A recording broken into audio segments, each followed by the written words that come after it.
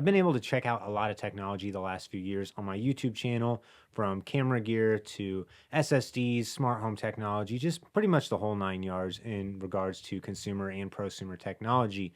But today I wanted to talk about a little bit different of a side of technology and talk about when it's time or a good idea to upgrade your tech. So we have all these people on the internet who are telling us that this is the new item, this is all the great features that you have to get out of this power bank or out of the new iPhone that's just come out or the latest Macs that are coming out. And I love all that stuff. It's so much fun to just see what all the new features are and get to enjoy them. But I think there's a couple questions that we should ask ourselves as consumers when we're trying to decide if we should upgrade something or if we should keep using what we already have. So the first question I always ask myself if I'm looking at a new piece of gear is, will this improve my professional efficiency? So what I mean by this is, if I have a computer that's slowing down on me a lot, that's taking a while to load, or if editing videos isn't going very smooth, then I start to consider, okay, is it time to upgrade my computer, get something with a higher storage capacity, or get more RAM or a better processor? Because if you're running into bottlenecks in your workflow, then that's typically a sign that it's time to upgrade something. Or if you have a camera and you're noticing that maybe you're not getting enough dynamic range out of your camera, the faces are looking a little blown out of proportion whenever the rest of your image is exposed correctly, or if your images are super noisy, then that might be the time to upgrade to a newer camera. Or if there's a feature that's going to improve your workflow greatly as well. So I had the Sony a7 III for a long time, and I really love that camera. I shot so much with it, so many photos, so many videos. But one day I realized that I just wasn't getting good enough color out of the camera. The autofocus was starting to lag behind, and I really wanted to shoot in 4K 60 so I could get better slow-mo clips than the previous 1080 60 I was getting. So then I decided it was time to get the Sony a7 IV. And that ended up being a really great upgrade for me because some of those different features we just talked about were able to greatly enhance my workflow and help me to have just a better shooting experience. But then the other problem that happened when I upgraded is I had to upgrade my memory cards as well. And that was kind of another similar experience where I'd been using the same memory cards for a while because they were reliable and they were still working. But all of a sudden, I needed to go from V30 to V90 memory cards, which again was able to get me the higher bit rate, record in better quality. And it also makes moving your files off of your camera to your computer faster too. So I would say that was a good upgrade as well. So again, the first thing to ask yourself when you're trying to decide if you should upgrade any piece of tech is if it's going to lead to better workflow efficiency. The next question that I like to ask myself is, how much battery performance am I getting out of an item? So if it's something like an old iPad or a computer or an iPhone, and maybe the batteries on those are annoying to change, or just it's not very fun to change them out or spend the money on them, it might be a better option to instead put that money towards the new piece of technology. And when you're talking about batteries, you can also talk about, sometimes gear just slows down as it gets older. I'm really not sure why every piece of equipment does, but maybe it's just the wear and tear on any moving parts or on the processor on the inside from heating up and running a ton. We just notice over time things do slow down.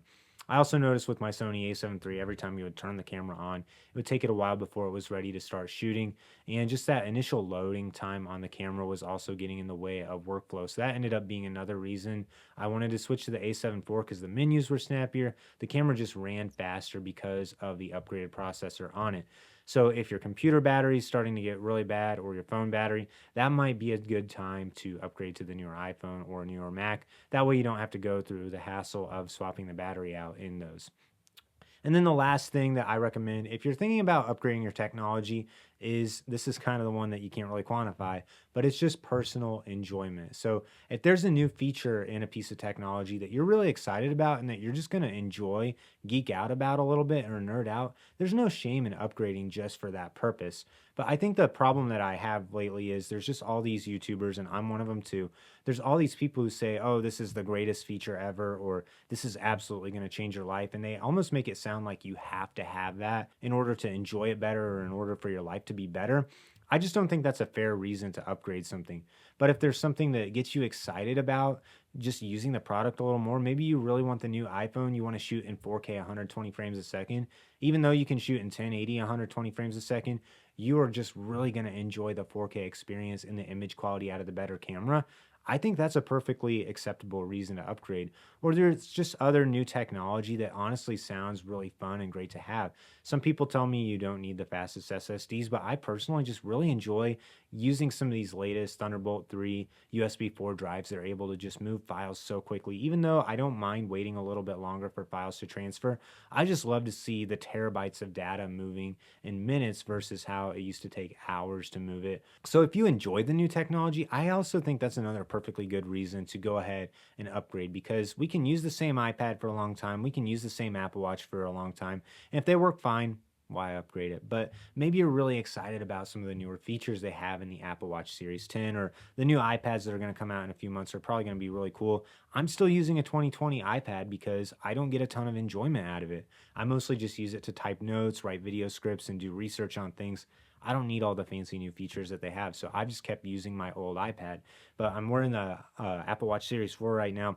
I got this back in like 2018 or 2019.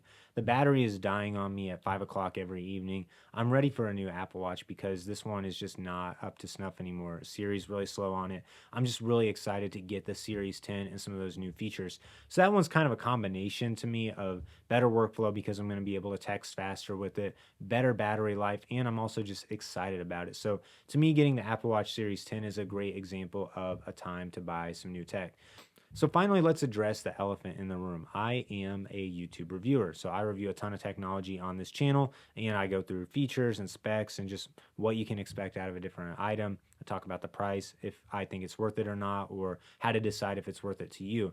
I'm kind of tired of the YouTubers who are just fake excited about everything, who kind of yell at the camera and just try to hype everything up. And people have told me that they think I'm too chill, they think I'm too laid back, but that's honestly the approach I want to take, because I want to present to you how this microphone sounds, the features and the switches that it has on the back of it, and just let you listen to how it sounds and see what it looks like and decide if it's a good idea for you or not.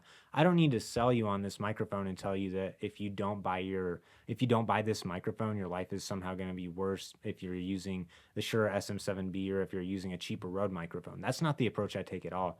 So with all my reviews, I try to take a really unbiased approach to it, talk about if I think the pricing's even worth it. And if I don't think the pricing's worth it, then I also try to mention, well, this is the reason why a specific person might want this piece of gear. So I hope that's something that other YouTubers and reviewers can take to heart as well, that we don't have to overhype gear. We can make it clear that these are the features it has. This is what I'm excited about. This is what I think could be better. And then we can let the consumer decide as well. So I just wanted to talk a little bit today about when I think it's okay to upgrade, or how to decide if you should upgrade, whether it's a phone or a camera, a light, smart home tech, really anything in your life. Try to use those three principles that we just talked about: workflow efficiency, if it's time to get a new battery in a device, or also the last one is if you're just really excited about it and if it's something that you're going to greatly enjoy. This is the first of kind of a newer, less edited style of video I'm going to be putting out. Call it a podcast, call it whatever you want. But let me know what you think of it in the comments down below. I'm really excited to hear from you guys, and be expecting some more little tech talk videos like this and more of a sit down podcast, talk to the camera sort of style.